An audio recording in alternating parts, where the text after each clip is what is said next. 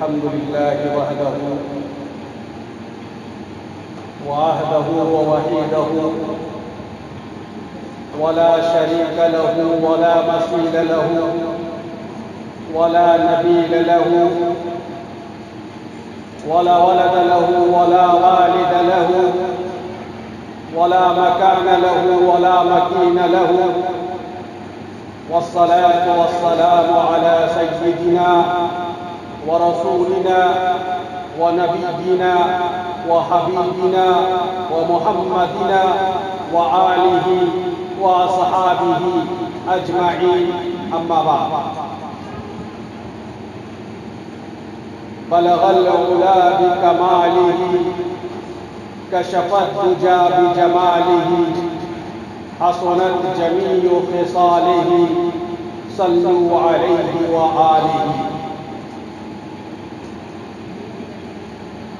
أعوذ بالله من الشيطان الرجيم، بسم الله الرحمن الرحيم. واعتصموا بحبل الله جميعا ولا تفرقوا، صدق الله العظيم. وقال النبي صلى الله عليه وسلم عن أبي هريرة رضي الله تعالى عنه قال قال النبي صلى الله عليه وسلم: بني الإسلام على خمس: على أن يعبدوا الله ويكفروا بما دونه وإقام الصلاة وإيتاء الزكاة وحج البيت وصوم رمضان، أو كما قال عليه الصلاة والتسليم. محترم بزرگوں، نوجوان بھائیوں، علماء کرام، خصوصاً اس سے پہلے اپنا خطاب پیش فرما رہے تھے جناب حضرت مولانا عظمت اللہ صاحب قاسمی دامت برکاتہ، اور اس سے پہلے ہم تمام لوگ نعت سن رہے تھے اور بڑے اچھے اچھے جملوں سے محظوظ ہو رہے تھے، جن کے ساتھ آپ اللہ کے دربار میں سجدہ ریز ہوتے ہیں، جن کے اللہ اکبر کہنے کے بعد آپ اپنی نماز ان کے پیچھے ادا کرتے ہیں. میری مراد آپ کے امام صاحب ہیں. مجھے خوشی ہوئی کہ بڑے جذبے کے ساتھ وہ آپ کو جگا رہے تھے، ابھار رہے تھے. جگاتے رہیں گے، ابھارتے رہیں گے. اللہ تبارک و تعالیٰ انہیں توفیق دے، ان کی مدد فرمائے کہ اللہ تبارک و تعالیٰ انہیں اس علاقے میں، اس خطے میں دین کی خدمت کرنے کا بھرپور موقع دے اور ان کی مدد فرمائے.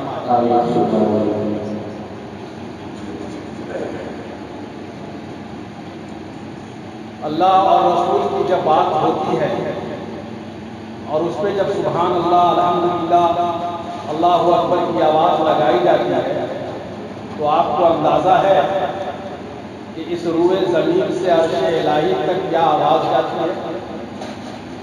یقیناً آپ نے علماء کرام سے، اپنے اماموں سے، مقررین سے سنا ہو کہ جب اللہ اور اس کے رسول کی بات کی جاتی ہے، اللہ اور اس کے رسول کی حمد بیان کی جاتی ہے، اللہ اور اس کے رسول کا ذکر خیر ہوتا ہے، جب اللہ کے صفات کا بیان ہو، جب اللہ کے احکام کا بیان ہو، جب رسول اللہ کے حدیث کی بات ہو، جب رسول اللہ کے سیرت کی بات ہو، اور جب اللہ کے نبی صلی اللہ علیہ وسلم پہ نعت پڑھی جائے، جب ان کا قصیدہ گنگنایا جائے، اور جب مجمع عام سے سبحان اللہ کی آواز آئے، الحمدللہ کی آواز آئے، اللہ اکبر کی آواز آئے، تو اللہ تبارک و تعالیٰ فرماتا ہے کہ فرشتوں اس مجلس کو نگاہ میں رکھو. یہ مجلس جو ایک عالم دین کے کہی گئی باتوں پر سن کر سمجھ کر اپنی زبان سے میرے نام کی تعریف کر رہا ہے، میرے نام کا ذکر کر رہا ہے، اور اس مجمع کے اندر جب کوئی معصوم بچہ ہوتا ہے اپنی توتلی زبان سے، اپنے معصومانہ انداز سے، اپنے پیارے انداز کے ساتھ جب جس لفظ کو دہراتا ہے اور چیخ چیخ کر سبحان اللہ کہتا ہے، تو اللہ تبارک و تعالیٰ فرشتے کو مقرر کرتا ہے اور یہ کہتا ہے کہ یہ مجلس جو میرے ذکر میں سرابور ہے، یہ مجلس جو میرے نام کے ساتھ چل رہی ہے، یہ مجلس جو میرے حبیب کی سیرت کو بیان کر رہی ہے، یہ مجلس جو میرے حبیب کی نعت کو پڑھ رہی ہے، یہ مجلس روئے زمین کے اوپر تمام مجلسوں سے، تمام محفلوں سے، تمام جلسوں سے سب سے اعلیٰ ہے، سب سے افضل ہے، سب سے بنیادی ہے، سب سے محبوب ہے۔ اے فرشتے کو گواہ رکھ، ان کے نام کو لکھ لے، ان کی مغفرت کر۔ سبحان اللہ۔ خوش نصیب ہیں، خوش نصیب ہیں آپ کے بچے جن لوگوں نے اپنے آپ کو اس مجلس کے دامن سے باندھ کر رکھا۔ اس مٹیلی بازار کو بڑا قریب سے جانتا ہوں، بڑے دل سے جانتا ہوں، بڑے دنوں سے جانتا ہوں۔ جو لوگ اس مجلس میں ہیں، ایسا نہیں کہ جو لوگ نہیں وہ مٹیلی بازار میں نہیں ہے یا مٹیلی شہر سے باہر ہے۔ ہو سکتا ہے کہ مدرسے سے باہر بھی میری آواز سن رہے ہو، لیکن میرے بھائی مجلس تو مجلس ہوتی ہے، مجلس میں تو وہی جاتا ہے جسے اس کا رب بلاتا ہے، مجلس میں تو وہی جاتا ہے جسے اس کا رسول بلاتا ہے۔ اگر کسی کو اللہ روکنا چاہے تو وہ مجلس میں کیسے جائے؟ جسے رسول اللہ روکنا چاہے وہ مجلس میں کیسے جائے؟ دین کی طرف کون جاتا ہے؟ جسے رب بلاتا ہے۔ خیر کی طرف کون جاتا ہے؟ جسے رب بلاتا ہے۔ رب کے دروازے پہ کون جاتا ہے؟ جسے رب بلاتا ہے۔ اللہ کے حضور حاضری کون لگاتا ہے؟ جسے اللہ چاہتا ہے۔ اپنے نبی کی نام کون پڑھتا ہے؟ جسے رسول اللہ چاہتا ہے۔ جسے نہ چاہے، جسے نہ چاہے، جسے پیار نہ کرے، جسے محبوب نہ رکھے، جسے اپنے در پہ آنے نہ دے، جسے اپنے در پہ سکنے نہ دے، جسے اپنے در پہ جھکنے نہ دے، دنیا کی کوئی طاقت اسے اس مجلس کے خیر سے جوڑ نہیں سکتی، اسے اس مجلس کے برکت کو لینے کے لیے بلا نہیں سکتی۔ آپ نے دعوت، آپ نے مجلس لگائی، آپ نے اپنا کام مکمل کیا۔ جب مٹھائی بٹ رہی ہو اور لائن میں لگنے کی ضرورت ہو تو مٹھائی اسے ملتی ہے جو لائن میں لگے۔ اگر لائن میں نہ لگے تو مٹھائی سے محروم ہو جاتا۔ جن لوگوں نے اس جلسے کو بلانے کے لیے اپنے آپ کو جوڑا، اپنی نیت کو جوڑا، اپنے خرچ کو جوڑا، اللہ کے نام پہ مجلس بلائی، یقین مانیے آپ شادی کی مجلس بھی بلاتے ہیں، آپ دوسری محفل بھی بلاتے ہیں، ہزاروں مجلسوں کے اندر جاتے ہیں، لاکھوں کروڑوں اڑاتے ہیں، لیکن اگر آپ نے پوری دنیا کے اندر دیکھا ہوگا کہ سب سے آسان مجلس، سب سے کم خرچ کی مجلس، سب سے سہولت والی مجلس اللہ تبارک و تعالیٰ کے ذکر کی مجلس ہے، جس مجلس میں بیٹھ کر دل مطمئن، روح پرسکون، اللہ کی نعمت، اللہ کی برکت، اللہ کی رحمت، ساری چیزیں آسمان الہی سے روح زمین تک انسان کے اوپر اترتی رہتی ہے۔ فرشتے الگ گواہی دیتے ہیں، فرشتے الگ لبیک کہتے ہیں، اس کے لیے سارے دروازے کھولے جاتے ہیں۔ ایک بزرگ کے پاس کوئی گیا اور یہ سوال کیا کہ اے اللہ کے ولی، اے اللہ کے ولی، ہم جب کسی دین کی مجلس میں جاتے ہیں، کسی ذکر کی مجلس میں جاتے ہیں، مسجد میں کسی فضیلت کے بیان پہ امام صاحب بلاتے ہیں، حتیٰ کہ جمعہ کے دن جب امام صاحب خطاب کر رہے ہوتے ہیں، کسی جلسے میں جاتے ہیں، کسی سیمینار میں جاتے ہیں، کسی سمپوزیم میں جاتے ہیں اور وہاں اللہ اور اس کے رسول کی بات ہوتی ہے، بات شروع ہوتی ہے اور نیند آنے لگتی ہے۔ بات شروع ہوتی ہے اور نیند آنے لگتی ہے۔ ایسا کیوں؟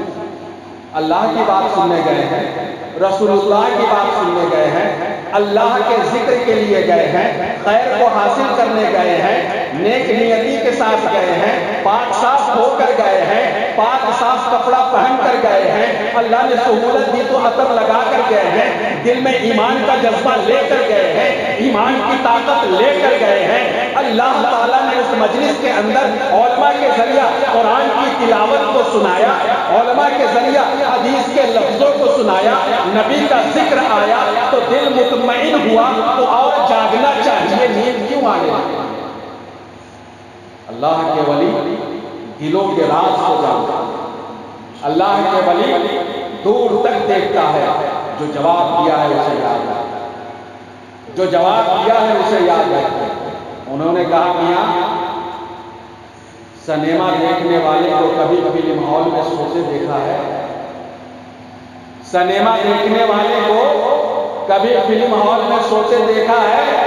ایک ہی کرسی پہ 3 گھنٹہ 3.5 گھنٹہ بغیر ہلے ڈولے بغیر کروٹ لیے پڑا رہتا ہے، تھکا ہوا ہے تو بھی نہیں سوتا، مکمل کر کر نکلتا ہے۔ لیکن اللہ کی مجلس ہے، ذکر کی مجلس ہے، رسول اللہ کی مجلس ہے، خیر کی مجلس ہے، رحمت کی مجلس ہے، برکت کی مجلس ہے، اللہ والوں کی مجلس ہے، علماء کی مجلس ہے، حفاظ کی مجلس ہے، خدا کی دعوت ہے، نماز کی بات ہے، ذکر ہے، قرآن کی تلاوت ہے، حدیث کا ذکر ہے، تمام چیزوں کے باوجود چند لمحہ بیٹھتے ہیں، نیند آنا شروع ہو جاتی ہے۔ معاملہ کیا ہے؟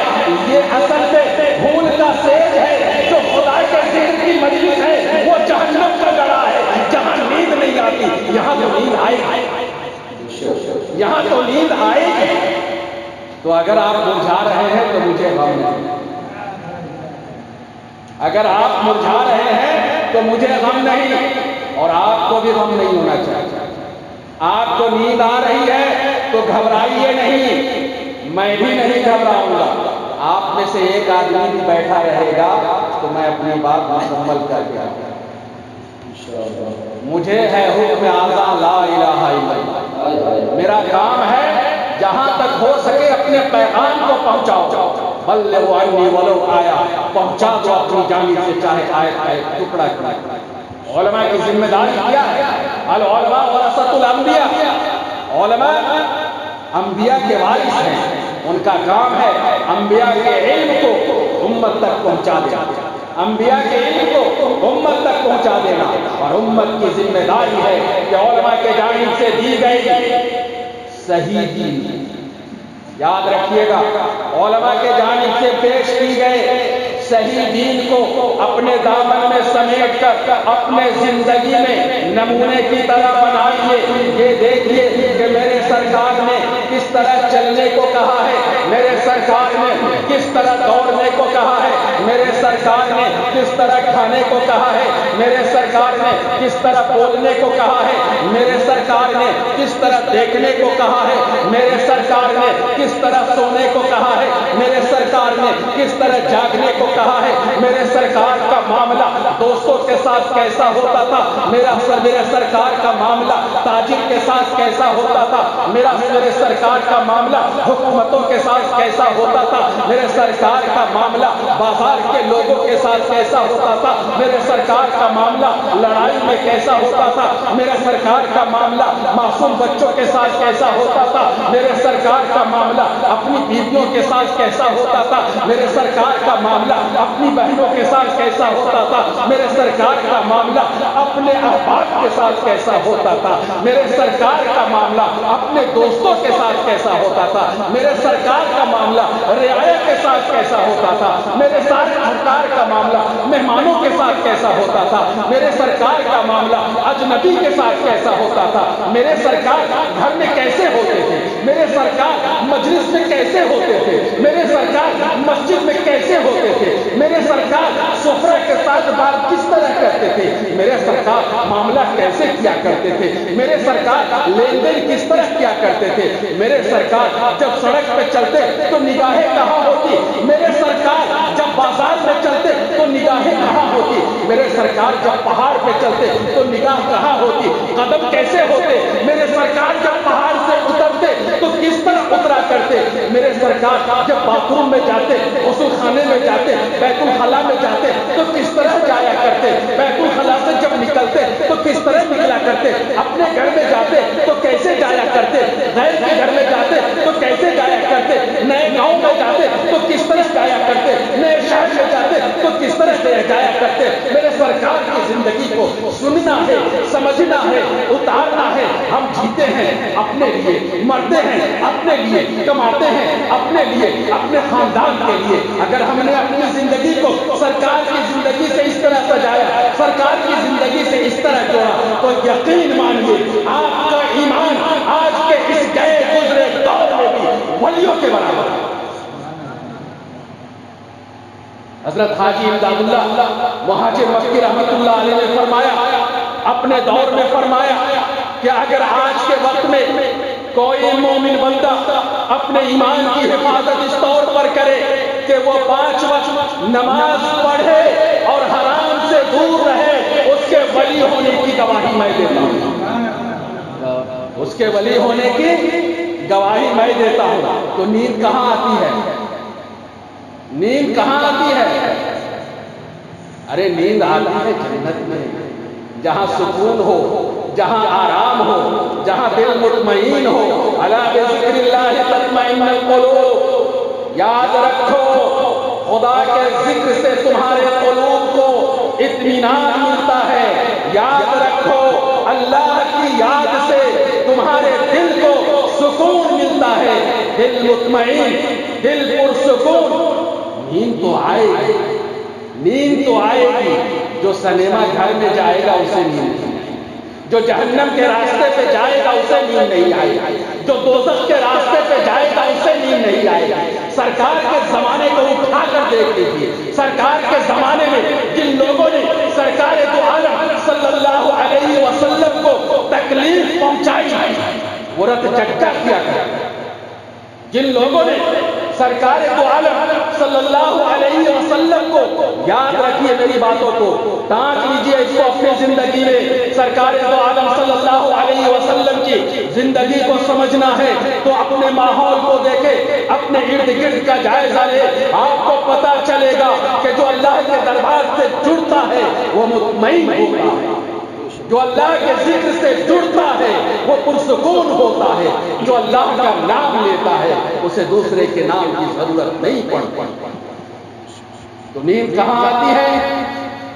پھول کے سیج پہ آتی ہے، جنت کے سیج پہ آتی ہے۔ جہنم کی آگ پہ تو کوئی نہیں سو سکتا، مچھلی کی طرح اچھلتا رہتا ہے، ایسا لگتا ہے جسے نیچے کانٹی لگی لگی، لیکن پھول کے سیج پر ہر کوئی سونا چاہتا ہے۔ سو کر جگہ ہو پھر بھی سو جائے، آپ کو طے کرنا ہے کہ آپ پھول کے سیج پر سوئیں گے یا آگ کے اس لپٹ پر سوئیں گے۔ یہ ہم سبوں کو طے کریں، علماء کی ذمہ داری ہے اپنی آواز کو آپ تک پہنچانا۔ ایسا لگتا ہے کہ آپ لوگ کچھ زیادہ پرسکون ہیں۔ ابھی آپ کے امام صاحب آپ کو بار بار اور زور زور سے اپنے زندہ ہونے کی علامت دینے کی بات کر رہے تھے، آپ لوگوں نے ایسی علامتیں دی ہیں کہ اب شاید آپ لوگ سست پڑ گئے۔ تو میرے بھائی سست پڑنے کی کوئی ضرورت نہیں ہے، دل کا مطمئن ہونا خداوند الہی کا انعام ہے، دل کا مطمئن ہونا خداوند الہی کا انعام ہے۔ یہ دل اسی کو ملتا ہے جس کے بارے میں اللہ تبارک و تعالیٰ اپنی شہادت کی انگلی سے اشارہ کرتا ہے۔ یہ دل اسی کو ملتا ہے جس کے بارے میں اللہ تبارک و تعالیٰ اپنے شہادت کی انگلی سے اشارہ کرتا ہے۔ حدیث میں ہے القلب بین اصبع الرحمن، القلب بین اصبع الرحمن، دل اللہ تبارک و تعالیٰ کے انگلیوں کے بیچ میں۔ دل کہاں ہے؟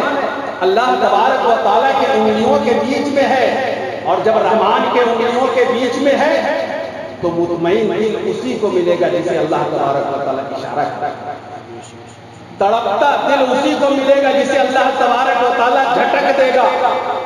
دنیا کا کوئی نبی، دنیا کا کوئی ولی، دنیا کا کوئی زاہد، دنیا کا کوئی قطب، دنیا کا کوئی ابدال، دنیا کے کوئی بھی صحابی، دنیا کے کوئی بھی ولی، دنیا کے کوئی بھی اولیاء، دنیا کا کوئی بھی مومن، کوئی بھی عالم جو اپنے آپ کو کسی بھی درجے کا رکھتا ہو، پوری دنیا کا علم رکھنے والا کسی کے دل کے اوپر حکومت نہیں کر سکتا، اس لیے کہ اللہ تبارک و تعالیٰ نے دل کو اپنے انگلیوں کے بیچ میں رکھا اور یہ کہا کہ یہ دل میرے انگلیوں کے بیچ میں ہے، جب میں چاہوں گا اسے مطمئن رکھوں گا، جب میں چاہوں گا اسے پرسکون رکھوں گا، جب میں چاہوں گا اسے دل بلاتا چھوڑ دوں گا۔ ایک جگہ امام صاحب کی طرف نعت پڑھی جا رہی تھی، خوب جھوم جھوم کے نعت پڑھی جا رہی تھی۔ اب امام صاحب نعت پڑھے، جیسے ہی یہ شروع کرے نبی نبی، اب سارے لوگ چلانا شروع کر دیں، سبحان اللہ سبحان اللہ سبحان اللہ۔ وہ زمانہ مائک کا ہی ہے کہ امام صاحب اور زور سے چلا کے سب کو چپ کر دیتے ہیں، مائک کے چکر میں سب چپ ہو جاتا ہے۔ وہ زمانہ بغیر مائک کا تھا۔ اب جیسے ہی امام صاحب نعت پڑھے نبی نبی نبی، دوسری بار ان کو پڑھنے ہی نہیں جیسا اتنا زور سے سبحان اللہ بولے، امام صاحب پھر چپ ہو جائے۔ تیسری بار امام صاحب نے جتنا کھایا تھا وہ ساری طاقت لگا کر پھر پڑھا اور کہا نبی، پھر لوگوں نے کہا لگتا ہے امام صاحب کو پسند آیا، اور زور سے سبحان اللہ۔ اب مجمع سبحان اللہ، امام صاحب بیچارے اکیلے۔ ایک تو امام صاحب کا جس دن کھانا ہوتا ہے تو اس دن جو ہوتا ہے آپ لوگ کو معلوم ہے، اس سے کوشش تو کی جاتی ہے کہ اچھا دیا جائے۔ 12 امام صاحب بہت پریشان ہیں، ہم نعت پڑھنا چاہتے ہیں، مجمع ہم کو نعت پڑھنے نہیں دے رہی ہے، یہ سبحان اللہ اتنے جوش میں بول رہے ہیں کہ ہم نعت پڑھ ہی نہیں پا رہے ہیں۔ امام صاحب سے ترتیب آئی۔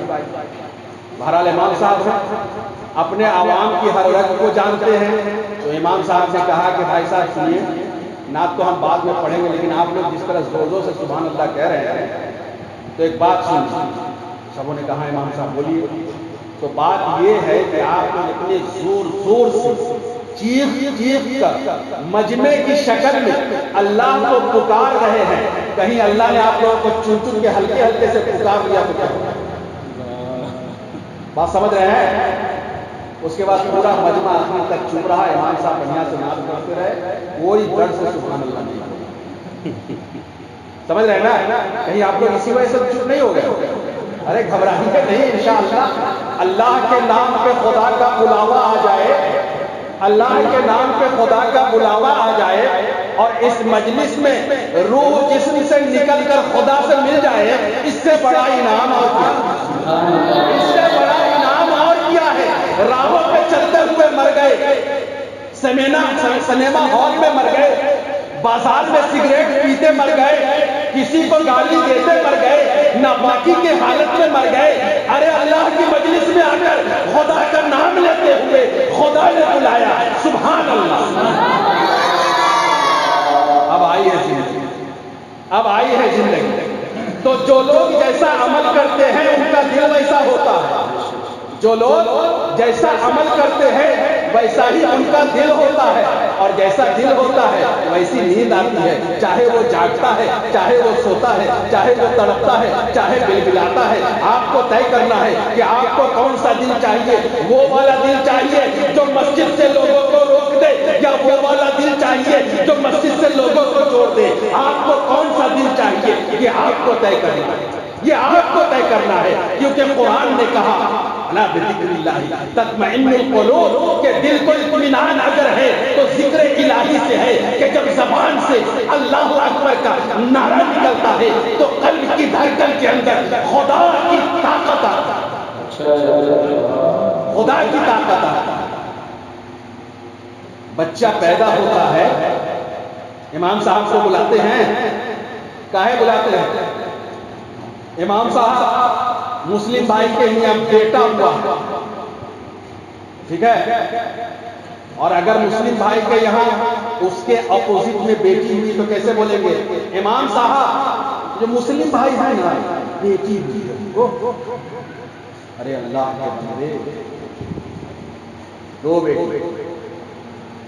بیٹے پال کر پوس کر اچھی تربیت دے کر، تعلیم دے کر بالغ کر دیا، شادی کے لائق بنا دیا، ایمان والا بنا دیا، ایمان کو سمجھا دیا، قرآن کو پڑھنے والا بنا دیا، قرآن کو سمجھنے والا بنا دیا، اللہ کو جاننے والا بنا دیا، رسول اللہ کو پہچاننے والا بنا دیا، صحابہ کو وہ جان سکے، اسلام کو پہچان سکے، ایمان کو سمجھ سکے، نماز کو جاننے لگے، قرآن کو سمجھنے لگے، حدیث کو پڑھنے لگے۔ جب اللہ اور اس کے رسول کو ایمان کے آئینے میں دیکھنے لگے، وہ بالغ ہو جائے۔ اور آپ نے اس طرح پرورش کی دو بچی، یاد رکھیے آپ کا دامن گناہوں سے لبالب بھرا ہے، لیکن اللہ تبارک و تعالیٰ اس دو بچی کی برکت سے آپ کو جنت دے۔ تو جب امام صاحب کے پاس جائیے اور یہ کہیے کہ مسلم صاحب کو بیٹا ہوا ہے، تو اس سے آگے بڑھ کے کہیے ہمارے مسلم صاحب کو بیٹی ہوا ہے۔ جلدی چلیے، کاہے کو کان میں اذان دینا؟ کیوں کان میں اذان دینا ہے؟ اللہ کے نبی نے فرمایا اے مسلمانوں یاد رکھو، شب-برات کے بارے میں آپ لوگوں نے بہت کچھ سنا ہے، اس لیے ہم تھوڑا سا ہٹ کے بات کریں تو کوئی حرج تو نہیں ہے، کیونکہ شروع میں کہا گیا کہ شب برات کی فضیلت کو بولا۔ تو میرے بھائی، شب برات کے معنی ہے برات والی رات، اور برات اسی کے لیے ہے جو دولہا ہوتا ہے کہ نہیں؟ ارے برات کس کی ہوتی ہے؟ ارے کس کی بارات ہوتی ہے؟ دولہے کی بارات ہوتی ہے، اور بارات نکل کے کہاں کو جاتی ہے؟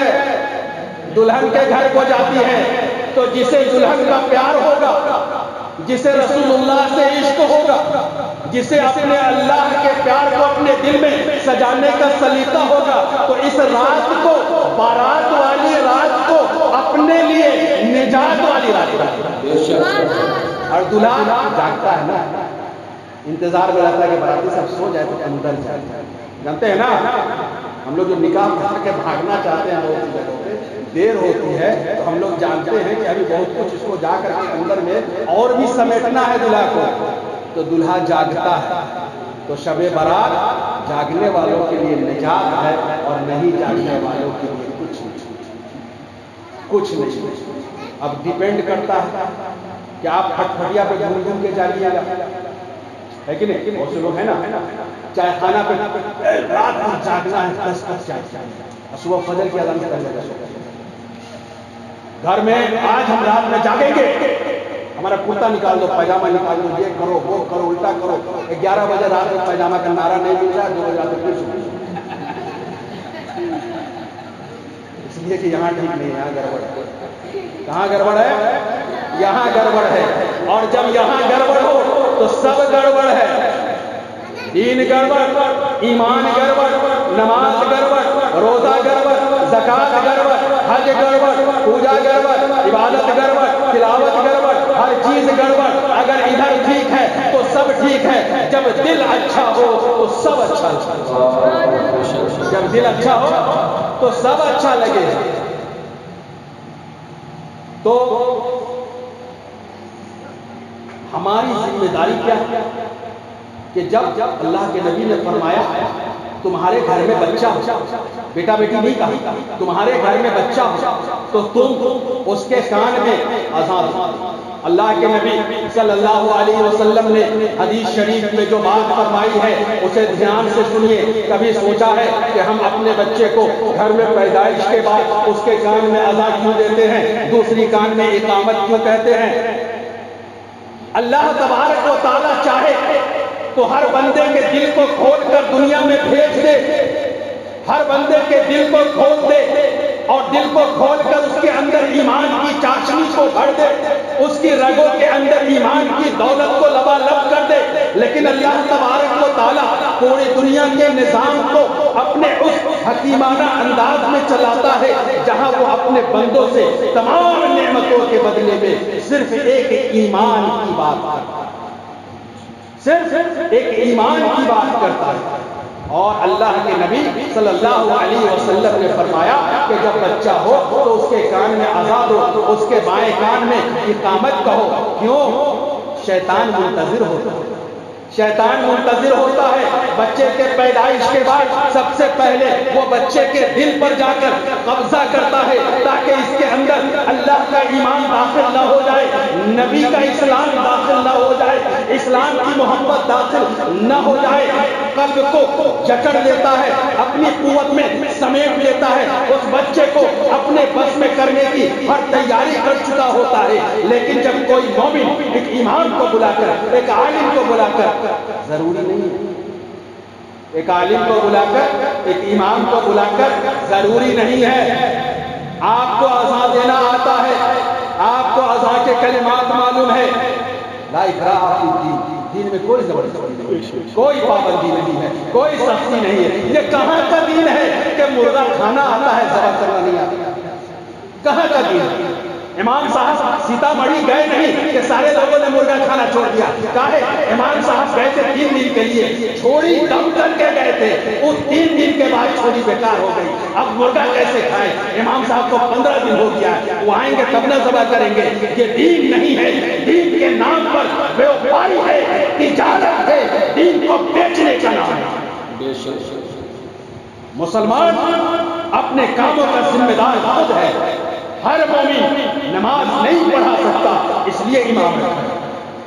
ہر مومن جنازہ نہیں پڑھ سکتا، اس لیے امام رکھا جاتا ہے۔ لیکن اگر آپ نے اذان دینا نہیں سیکھا، آپ کی کوتاہی ہے۔ آپ نے نماز پڑھنا نہیں سیکھا، آپ کی کوتاہی ہے۔ آپ نے قرآن پڑھنا نہیں سیکھا، آپ کی کوتاہی ہے۔ آپ نے اپنے ماں باپ کا جنازے کی نماز نہیں پڑھائی، یاد رکھیے اس کے روح کو وہ سکون نہیں ملا جو غیر کے پڑھانے سے ملا۔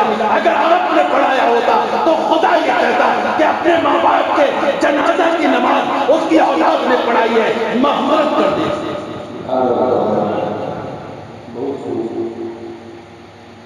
ایک باپ گزر گیا، ایک باپ گزر گیا، اپنے بیوی کے پیٹ میں بچہ چھوڑ گیا، کئی مہینوں کے بعد بیٹا پیدا ہوا۔ وہ باپ جو گزر گیا قبر میں موجود، گناہوں میں لپٹا گیا، دنیا میں نیکی نہیں تھی، قبر کے اندر اس پہ عذاب ہو رہا تھا۔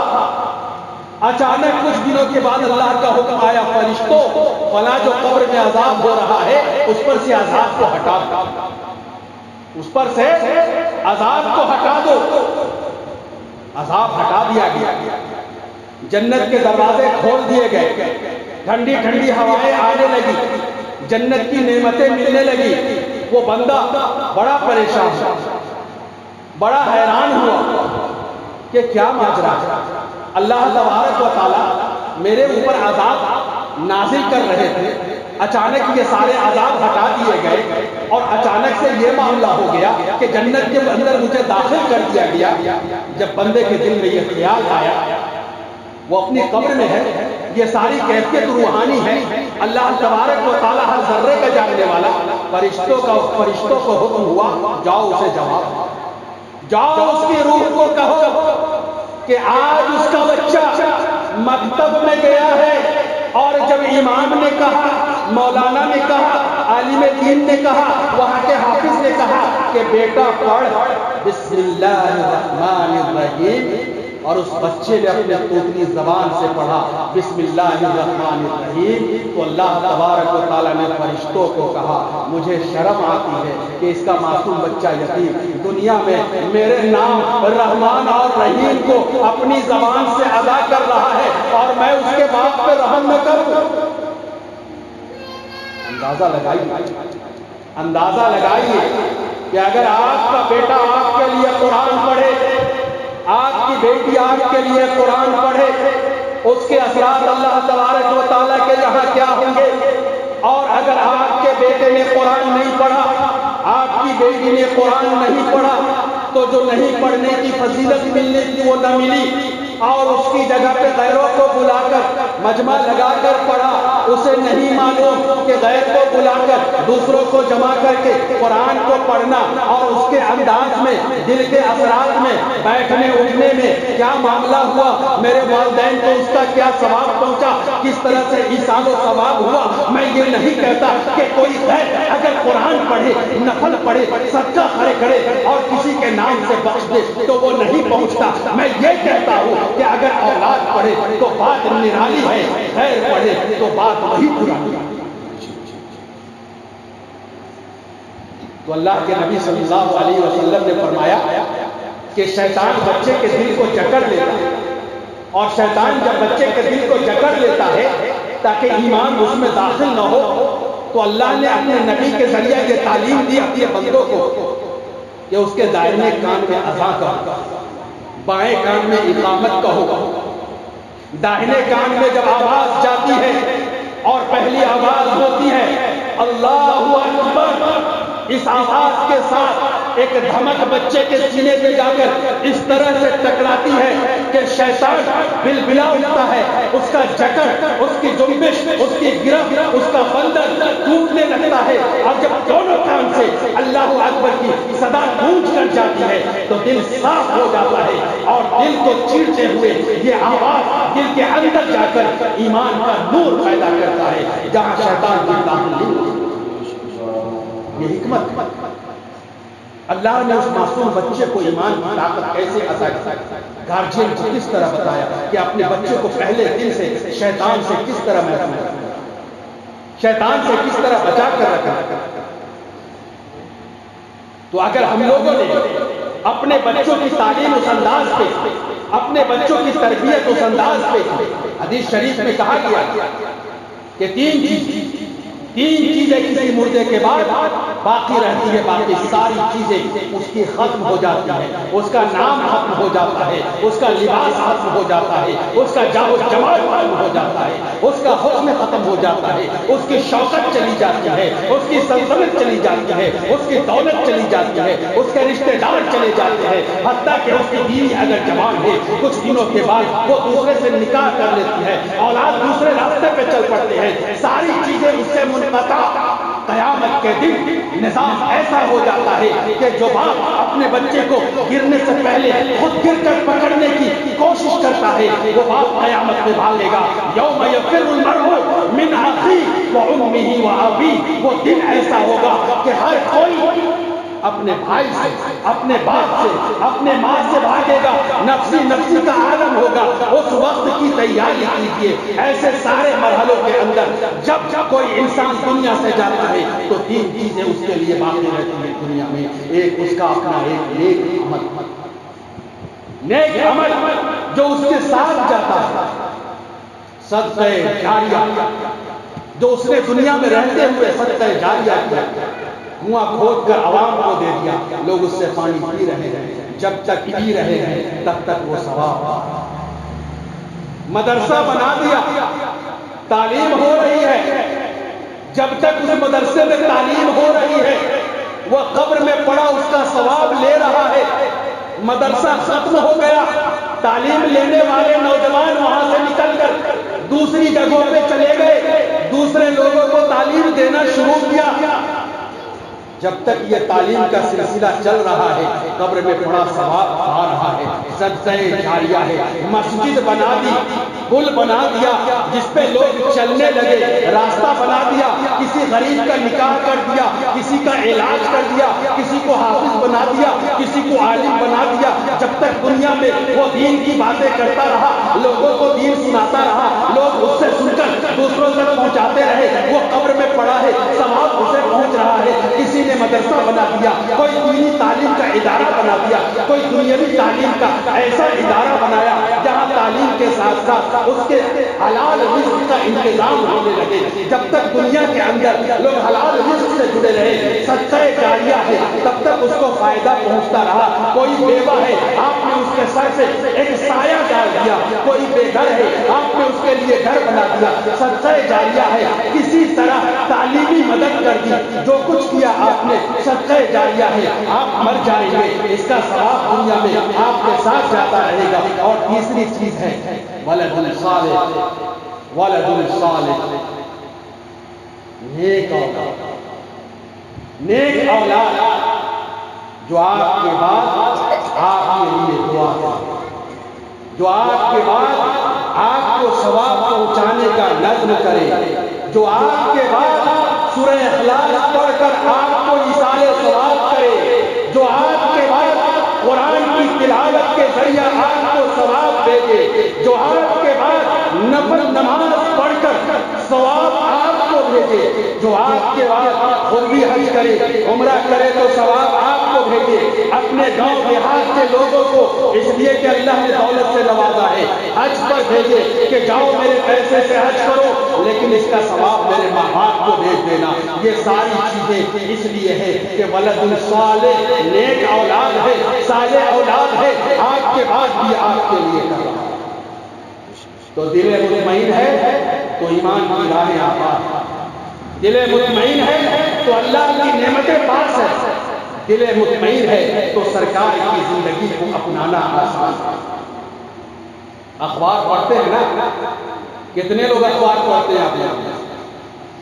ہندی ہو، اردو ہو، بنگلہ ہو، انگلش ہو، نیپالی ہو، جس زبان میں ہو، کتنے لوگ ہیں جو اخبار پڑھتے ہیں؟ اب تو پیپر والا جو پرنٹ میڈیا کا معاملہ ہے کمزور ہو گیا ہے، الیکٹرانک میڈیا بہت ہو گیا، تو الیکٹرانک میڈیا موبائل پر ضرور پڑھتے ہوں گے، اس کے اوپر بھی نیوز پیپر وغیرہ آنے لگا ہے، اور واٹس ایپ پر تو روزانہ ایک نیوز کے لیے 5000 نیوز آ جایا کرتا ہے، اس کو بھی کچھ نہ کچھ آپ پڑھتے ہوں گے۔ پڑھتے ہیں یا نہیں پڑھتے ہیں؟ کوئی ہے آپ لوگوں میں سے جو نہیں پڑھتا ہے؟ بتائیے۔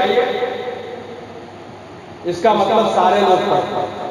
میرے بھائی، سوچنے کا مقام، ہم اخبار پڑھتے ہیں اور اخبار کو پڑھنے کے لیے محنت کرتے ہیں، اخبار کو خریدنے کے لیے روپیہ خرچ کرتے ہیں، موبائل میں آئے ہوئے نیوز کو جاننے کے لیے اپنے جذبے سے خود کو اسے آن کرتے ہیں، اسے بیٹھ کر وقت لگا کر کے پڑھتے ہیں۔ اخبار پڑھنے کا وقت ہے، اخبار خریدنے کا وقت ہے، نیوز کو دیکھنے کا وقت ہے، نیوز کو سننے کا وقت ہے، نیوز پہ منتھن کرنے کا وقت ہے، نیوز کو پڑھنے کی کوشش کرنے کا وقت ہے۔ اب اگر اس کے بعد ہم یہ کہتے ہیں کہ ہم قرآن پڑھنا نہیں جانتے تو افسوس کا مقام ہے، افسوس کا مقام ہے یا نہیں؟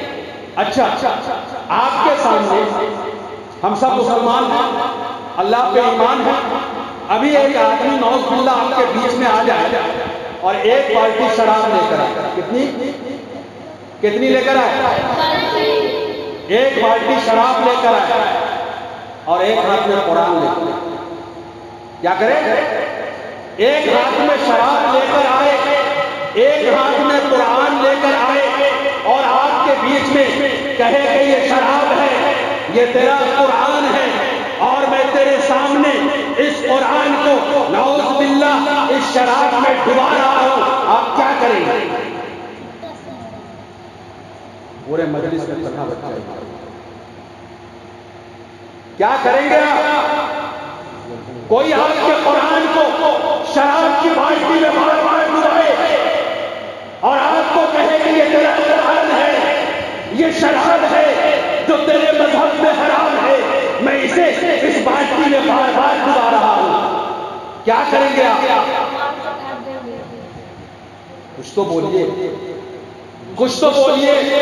نکاح کرنے کے لیے سج دھج کر جاتے ہیں، لیکن قاضی صاحب نے کہا قبول ہے اور دلہن نے کچھ نہیں کہا، دلہن نے کچھ نہیں کہا، نکاح ہوگا؟ ارے دلہا بن کے گئے، دلہن بن کے آئی، بارات آئی، بہت تماشا ہو گیا، گاؤں والا کھا لیا، زبان سے قبول نہیں کہا، نکاح ہوگا؟ تو آپ کے سامنے شراب کی بالٹی لے کر قرآن کو بار بار ڈالے، کیا کریں گے آپ؟ ارے کیا کریں گے آپ؟ زور سے بولیے، کیا کریں گے؟ اگر آپ کسی کو برداشت نہیں کر سکتے کہ وہ تیرے رب کی کتاب کو تیرے سامنے شراب میں ڈبائے، تو آپ کا بھائی دل پہ کلمہ لکھا ہوا شراب خانے میں جا کر شراب پیتا ہے اور کلمے کے اوپر سے شراب گزرتی ہے، کیوں برداشت کرتے ہو میرے بھائی؟ کیوں برداشت کرتے ہو؟ اگر آپ کی اولاد ہے تو قیامت میں آپ پکڑے جائیں گے، اگر آپ کا باپ ہے تو قیامت میں آپ پکڑے جائیں گے، اگر آپ کا بھائی ہے تو قیامت میں آپ پکڑے جائیں گے۔ اگر قیامت میں بچنا ہے، قبر میں بچنا ہے، اللہ کے گرفت سے بچنا ہے، تو یاد رکھیے ہر مومن کے دل میں لا الہ الا اللہ محمد رسول اللہ لکھا ہوا ہے یا نہیں؟ لکھا ہوا ہے یا نہیں؟ اور یہ کلمہ قرآن میں ہے، قرآن کی آیت موجود ہے، اس دل کے اندر اللہ اور اس کے رسول کا نام ہے، اور شراب کے ساتھ بیٹھتا ہے، شراب پیتا ہے، اور وہ شراب اسی کے پاس سے اس کے اوپر سے گزر جاتی ہے اور ہم کچھ نہیں کرتے۔ ایمان کی کمزوری، ایمان کی کمزوری، دل مطمئن نہیں ہے ہمارے پاس، وہ پرسکون دل نہیں ہے ہمارے پاس کہ ہمیں مجلس میں نیند آ جائے، وہ پرسکون دل نہیں ہمارے پاس کہ اللہ کے ذکر کے بعد ہم دنیا سے بیگانے ہو جائیں۔ وہ قلب لانے کا، اور اس قلب کے بارے میں حدیث میں کہا گیا قلب سلیم۔ خوش نصیب ہے وہ مومن، خوش نصیب ہے وہ بندہ جسے اللہ تبارک و تعالیٰ نے قلب سلیم دے دیا۔ اور قلب سلیم کسے کہتے ہیں؟ جو حق سنے، جو حق دیکھے، جو حق بولے، جو باطل کو پسند نہ کرے، جو جھوٹ کو پسند نہ کرے، جو غیبت کو پسند نہ کرے، جو فتنے کو پسند نہ کرے، جو برائی کو پسند نہ کرے، جو شراب نوشی کو پسند نہ کرے، جو جوا کو پسند نہ کرے، جو ماں باپ کی نافرمانی کو گناہ کبیرہ سمجھے، جو اپنے بھائی کے پیر کے کھینچنے کو جرم سمجھے، اگر بھائی کا پاؤں کھینچنا بند نہیں کیا اور رات بھر اللہ کے دربار میں سجدہ ریز رہا، اللہ تبارک و تعالیٰ ایسے بندے کے سجدے کو اٹھا کر اس کے منہ پر مارتا ہے اور کہتا ہے کہ تو نے میرے مومن بندے کے دل کو دکھایا ہے، تیری عبادت قبول نہیں۔ قرآن نے کہا الفتنۃ اشد من القتل، فتنہ کسی کو قتل کرنے سے بڑا سخت گناہ، فتنہ کسی کو قتل کرنے سے بڑا سخت گناہ ہے۔ کسی کو جان سے مارتے ہیں گناہ ہے، گناہ کبیرہ ہے، لیکن آپ نے کسی کو مارا، وہ معاملہ اس کے ساتھ ختم ہو گیا، آپ کو جو سزا ملی اللہ کا معاملہ، لیکن آپ نے امت کے درمیان فتنہ ڈال دیا، آپ نے امت کے درمیان پھوٹ ڈال دی، آپ نے امت کو الگ کرنے کا کام کیا۔ یاد رکھیے، خدا کی قسم کہتا ہوں، نہ تیرا ایمان قبول، نہ تیری نماز قبول، نہ تیرے رسول کی نیت قبول، نہ تیرا رسول پہ ایمان لانا قبول، نہ تیرے صدقات قبول، نہ تیرے ذکر و اذکار قبول، نہ تیرے حلال قبول، تیری زندگی حرام ہے، فتنہ ہے، جہنم میں جانے کے لائق ہے۔ عید کے دن نماز پڑھتے ہیں، کتنا بڑا مجمع ہوتا ہے، مسجد بھر کے باہر ٹینٹ لگائے، یہی نہ ہوتا ہے؟ باہر سے لوگ آتے ہیں، باہر سے آتے ہیں، ارے ہر کوئی اپنے گاؤں میں نماز پڑھتا ہے۔ عید کے دن کیا ایک ہی بار میں رمضان میں سب پیدا ہو جاتے ہیں؟ عید کے دن ٹینٹ لگ جاتا ہے، جمعہ کو ٹینٹ اکھڑ جاتا ہے، 5 وقت میں تو مسجد کا نشان مٹ جاتا ہے۔ یہی نہ سچائی ہے، یہی نہ سچائی ہے۔ اگر خدا کے گھر کو آباد کرنے کی قوت نہیں تو کس نے اجازت دے دی ہے کہ خدا کے گھر کو برباد کیا جائے؟ کس نے اجازت دے دی ہے کہ خدا کے گھر کو ویران کیا جائے؟ قرآن کی کس آیت میں یہ ہوئی؟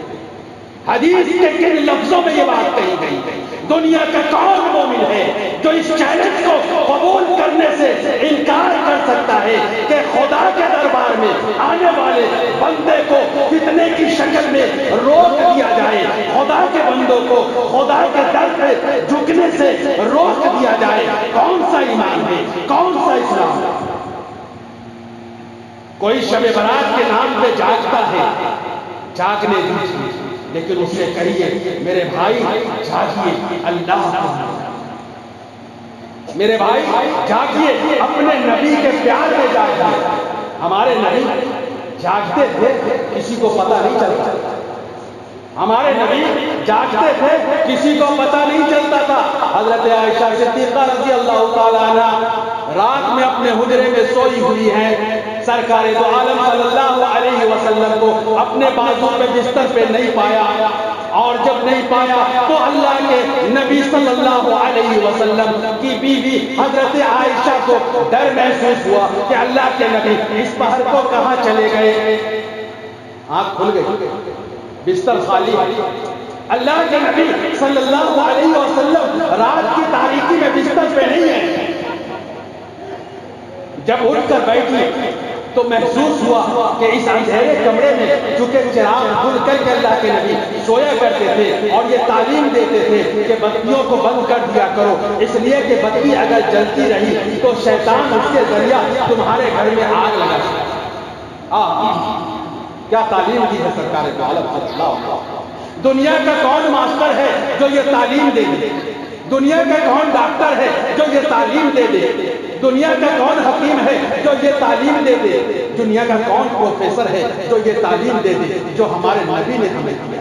ارے ہمارے نبی نے تو ہمیں پیشاب کرنا تک سکھایا، ہمیں استنجا کرنا تک سکھایا، ہمیں پاک رہنا تک سکھایا، ہمیں جینا سکھایا، ہمیں مرنا سکھایا.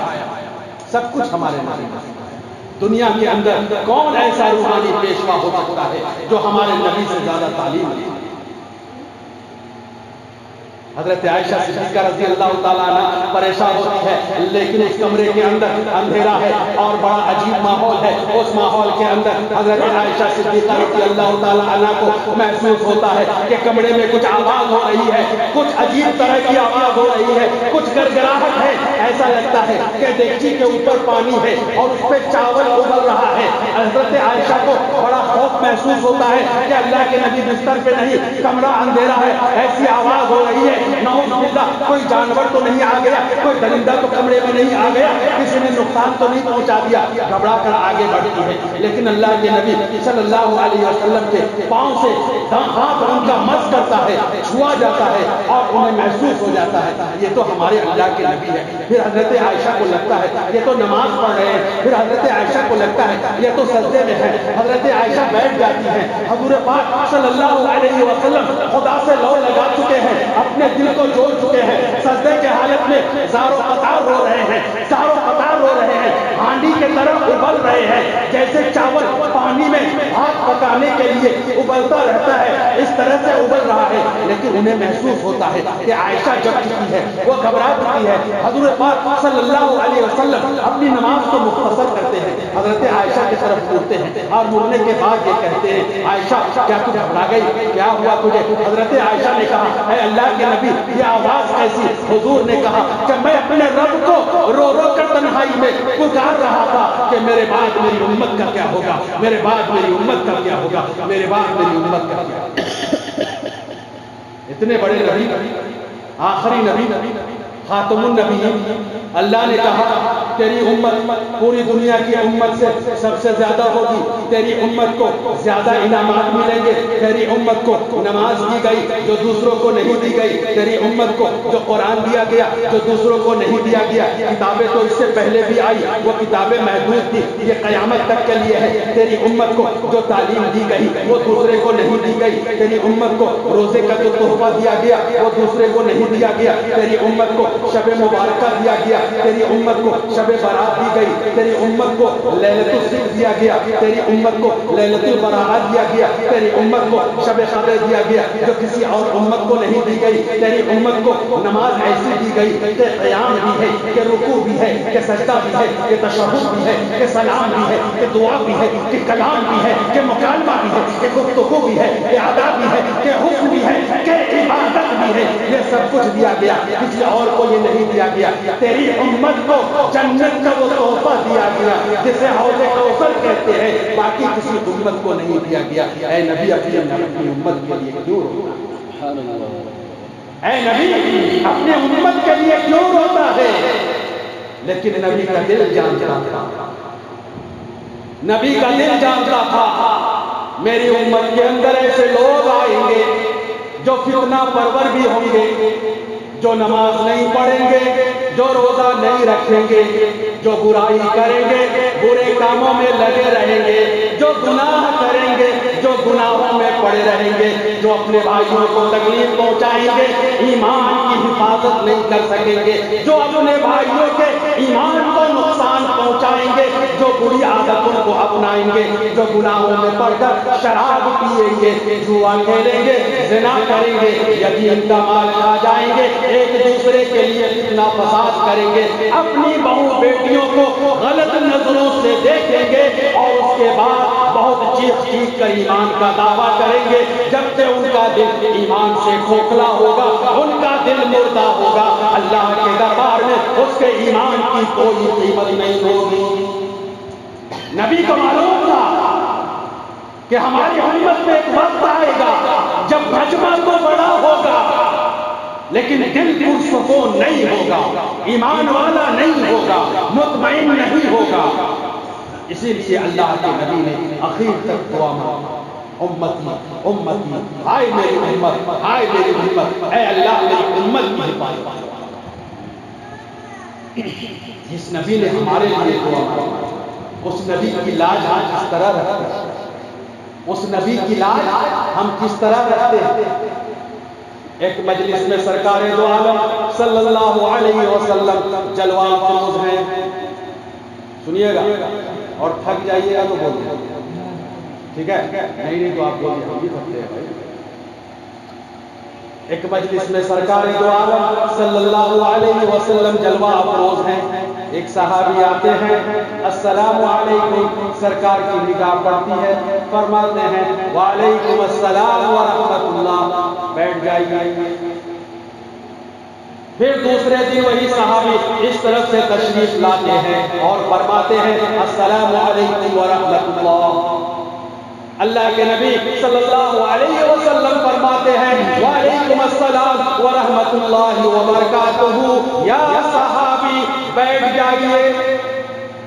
پھر تیسرے دن سامنے سے تشریف لاتے ہیں سرکار دو عالم صلی اللہ علیہ وسلم کی وہی مجلس، وہ صحابی آتے ہیں اپنے انداز سے، بڑے نرم انداز میں پیار سے اللہ کے نبی کو سلام کرتے ہیں، اللہ کے نبی مسکراتے ہیں اور جواب دیتے ہیں اور حکم ہوتا ہے کہ بیٹھ جاؤ۔ تینوں دن لگاتار سرکار دو عالم صلی اللہ علیہ وسلم کو صحابی نے سلام کیا، سرکار دو عالم صلی اللہ علیہ وسلم نے مسکرا کر جواب دیا، پیار سے جواب دیا، بڑے پیار بھری نگاہوں سے دیکھا اور کہا بیٹھ جاؤ۔ صحابی اللہ کے نبی کے ہر ادا پہ فریفتہ تھا، اللہ کے نبی کی ادا سے عشق تھا، اللہ کے نبی کی ہر ادا پہ جان دینے کو قربان تھے۔ محسوس ہوا کہ سرکار مجھے بہت پسند کرتے ہیں، میں سرکار کی مجلس میں جاتا ہوں، سرکار کو سلام کرتا ہوں، مجلس میں بہت سے لوگ ہوتے ہیں لیکن سرکار مجھے پیار سے دیکھتے ہیں، مسکراتے ہیں، سلام کا جواب دیتے ہیں، بیٹھنے کا اشارہ کرتے ہیں، میں ادھر بیٹھوں، میں ادھر بیٹھوں، میں ادھر بیٹھوں، جس زاویے پہ بیٹھوں، جس کونے پہ بیٹھوں، سرکار کا انداز بڑا نرالا، بڑا پیارا، بہت مسکرا کر بڑے پیار سے مجھے دیکھتے ہیں، سلام کا جواب دیتے ہیں۔ سبحان اللہ، اس کا مطلب میں بڑا میں دیکھنے میں ہینڈسم، اسمارٹ ہے کہ نہیں؟ آدمی کے دل میں خیال آتا ہے جب کوئی لیڈر کسی کو دیکھ کر کے مسکرا دے تو ہم سب سے الگ، دوبارہ مسکرا دے آئی ایم گڈ، تیسری بار مسکرا دے آئی ایم ویری گڈ، اور چوتھی بار اگر اس نے تھوڑی دیر تک مسکرا کر دیکھ لیا، یہ دنیا کے نیتا کا حال ہے کہ اگر اس نے مسکرا کر دیکھ لیا 2-4 بار ایکسلنٹ ہے کہ نہیں، اپنے آپ کو اوور اسمارٹ۔ وہ صحابی رسول سرکار کا یہ عمل ان کو لگا کہ سرکار میرے چہرے کو دیکھ کر جب مسکراتے ہیں تو چلو ایک کام کرتے ہیں، ان کے چہرے پہ داڑھی کے 2 بار، کتنے بار؟ ان کے چہرے پہ داڑھی کے 2 بار۔ انہوں نے کہا کہ میں جب اتنا حسین ہوں، اتنا خوبصورت ہوں، اتنا ہینڈسم ہوں، بیوٹیفل ہوں، اس 2 بار کی وجہ سے ذرا تو گڑبڑ ہوگا، کاٹ لو اس کو۔ سرکار اور دیکھ کر مسکرائے، کیا کہیں گے؟ سرکار اور میرے چہرے کو دیکھ کر مسکرائیں گے، کاٹ لیا۔ اے اللہ کے نبی السلام علیکم، دیکھا وعلیکم السلام، ٹھیک ہے، اللہ کے نبی نے چہرہ گھما دیا، جواب دیا، چہرہ گھما لیا۔ پھر دوسرے دن ادھر سے آئے، اللہ کے نبی السلام علیکم، یا رسول اللہ السلام علیکم، یا نبی اللہ السلام علیکم۔ سرکار نے دیکھا اور دیکھنے کے بعد منہ پھیر دیا، کہا وعلیکم السلام۔ تیسری دن یہاں سے آئے، کہا اے اللہ کے ذرا زور سے کہا، یہ سوچ کر کہ ہو سکتا ہے کہ کل اور پرسوں اللہ کے نبی نے نہ سنا ہو، آج سامنے سے ڈائریکٹ فیس ٹو فیس دیکھ کر زور سے بولوں گا، اللہ کے نبی سنیں گے۔ آج جب سامنے سے آتے ہیں، السلام علیکم یا نبی اللہ، السلام علیکم یا رسول اللہ، اللہ کے نبی نے سر جھکا لیا، علیکم۔ اگر کوئی دنیا والا ہوتا اٹھتا اور چل جاتا، ہمیں کیا ضرورت ہے؟ ہمیں کیا ضرورت ہے کہ نہیں؟ ہم نے تین سلام کیا، انہوں نے ٹھیک سے جواب نہیں دیا، چلو تو وہ صحابی تھے، ایمان کے معاملے کو جانتے تھے، ایمان کی نعمت کو سمجھتے تھے، ایمان کی قدر دانی کرتے تھے، ایمان کی برکتوں کو جانتے تھے، ایمان کی دولت کو جانتے تھے، ایمان کس طرح محفوظ رکھا جائے، ایمان کے برکات کو قیامت تک کس طرح لے کر چلا جائے، سارے رموز سے واقف تھے۔ انہیں معلوم تھا کہ نبی کی ذات اگر ناراض ہو جائے تو میرا کلمہ پڑھنا بیکار ہے، اللہ کو ماننا بیکار ہے، رسول پہ ایمان بیکار ہے۔ رسول کی ناراضگی اگر میسر ہو جائے تو دنیا برباد، آخرت برباد۔ دل لٹنے لگا، پریشان ہونے لگے، دیوانے کی طرح کبھی ادھر بیٹھتے ہیں، کبھی ادھر بیٹھتے ہیں، کبھی سامنے بیٹھتے ہیں، بار بار سلام کر رہے ہیں، لیکن اللہ کے نبی ان کی طرف دیکھ کر نہیں مسکرا رہے۔ عجیب بے چینی، عجیب کیفیت ہو رہی ہے، ایسا لگ رہا ہے کہ نبی صلی اللہ علیہ وسلم اب مجھے پسند نہیں کر رہے ہیں تو مجھے مر جانا چاہیے۔ جب محبوب چہرے کو موڑ لے تو عاشق کو مر جانے کی فکر ہے۔ خودکشی سنتے ہیں نا، پڑھنے اڑنے کے لیے کوئی نہیں پڑھتا ہے کہ نہیں؟ ارے میاں پڑھو گے لکھو گے بنو گے نواب، اس کے لیے مرنے سے کام کرتا ہے، لیکن لڑکی بازی کے اندر جب عشق لڑکی کی ہے، جب محبت کسی خاتون سے ہے تو شیطان سوار ہے، لیکن محبت جب نبی کا معاملہ ہے تو ایمان سوار، ایمان سوار ہے۔ اور جب ایمان سوار ہے تو دل مطمئن کیسے؟ دل بے چین ہے، تڑپ رہا ہے کہ نبی کو کیا ہو گیا ہے، جو مسکراتے تھے، دیکھتے تھے، اشارہ کرتے تھے، اب میری طرف دیکھتے نہیں۔ بہت بے چین، بہت بے چین۔ کبھی حضرت عمر کو پکڑتے ہیں، کبھی حضرت ابو بکر کو پکڑتے ہیں، کبھی حضرت عثمان کو پکڑتے ہیں، کبھی حضرت علی کو پکڑتے ہیں، کبھی حضرت عبداللہ ابن مسعود کو پکڑتے ہیں، کبھی حضرت ابو ہریرہ کو پکڑتے ہیں، کبھی اسامہ بن زید کو پکڑتے ہیں، کبھی زید بن حارثہ کو پکڑتے ہیں، کبھی زید بن ثابت کو پکڑتے ہیں، کبھی عبد الرحمن بن عوف کو پکڑتے ہیں کہ کیا ماجرا ہے؟ سب خاموش، نبی کا معاملہ، سب خاموش، نبی کا معاملہ کیسے کہے کہ نبی ناراض کیوں ہے؟ ہمت کرو، ایمان کا معاملہ ہے، جاؤ خود پوچھو۔ نماز میں گئے، جھک کر بیٹھے رہے کہ کہیں نبی دیکھ نہ لے، اگر نبی دیکھ لے اور چہرے کو موڑ لے تو لوگوں کو پتا چل جائے گا کہ نبی مجھ سے ناراض ہے، لوگ کہیں گے کہ اے تو نے کون سا جرم کیا ہے کہ نبی تجھ سے ناراض ہے۔ ڈر بھی ہے، خوف بھی ہے، بے چینی بھی ہے، تڑپ بھی ہے، جی بھی نہیں پا رہے ہیں، مر بھی نہیں پا رہے ہیں۔ ایک وقت بالکل اندھیرے میں جب اللہ کے نبی نماز کے لیے جا رہے تھے یا آ رہے تھے، دامن پکڑ لیا، اے اللہ کے نبی کیا ماجرا ہو گیا، کیا غلطی ہو گئی، کیا مصیبت آ گئی؟ آپ مجھے دیکھ کر مسکرایا کرتے تھے، میری طرف بار بار دیکھا کرتے تھے، بڑے پیار سے سلام کا جواب دیا کرتے تھے، اب کیا ہو گیا ہے کہ آپ مجھے دیکھتے نہیں، میرے طرف دیکھ کر مسکراتے نہیں، میرے اوپر پیار بڑی نگاہ ڈالتے نہیں، میرے لیے سلام کا جواب پیار سے دیتے نہیں۔ اے اللہ کے نبی میں مر جاؤں گا، میں تڑپ رہا ہوں، نہ میں کھا رہا ہوں، نہ میں جی رہا ہوں، نہ نماز میں دل لگتا ہے، نہ عبادت میں دل لگتا ہے۔ اے اللہ کے نبی یا تو آپ مجھے مار دیں یا مجھے معاف کر دیں، مجھے بتا تو دے کہ میرا جرم کیا ہے۔ اللہ کے نبی نے کہا تجھے کسی نے کہہ دیا کہ میں تجھے دیکھتا ہوں؟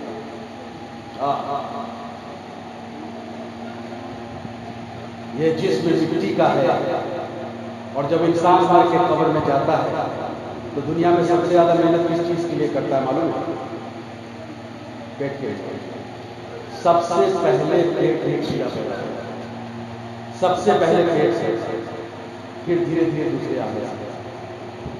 یہ جسم جسے آج ہم صابن سے شیمپو سے نہلاتے ہیں، طرح طرح کے مکھن لگاتے ہیں، طرح طرح کے کریم کو لگا کر، تیل کو لگا کر مالش کرتے ہیں، چمڑے کو بار بار پوچھتے ہیں، پانی لگ جائے تو نرم تولیے سے پوچھتے ہیں، پسینہ آ جائے تو مخمل کے رومال سے پوچھتے ہیں، اگر اسکن کا پرابلم ہو تو ڈاکٹر کے پاس جاتے ہیں، زخم ہو جائے تو ڈاکٹر کے پاس جاتے ہیں، اگر کوئی داغ دھبا آ جائے تو ڈاکٹر کے پاس جاتے ہیں، سر کے اندر ڈینڈرف ہو جائے تو ڈاکٹر کے پاس جاتے ہیں۔ یہ ساری چیزیں دنیا کی ہے، دنیا کے لیے ہے، قبر میں جب جائیں گے تو یہ ساری چیزیں مٹی کا حصہ ہے، کیڑے مکوڑے کھا کر مٹی میں مل جائیں گے۔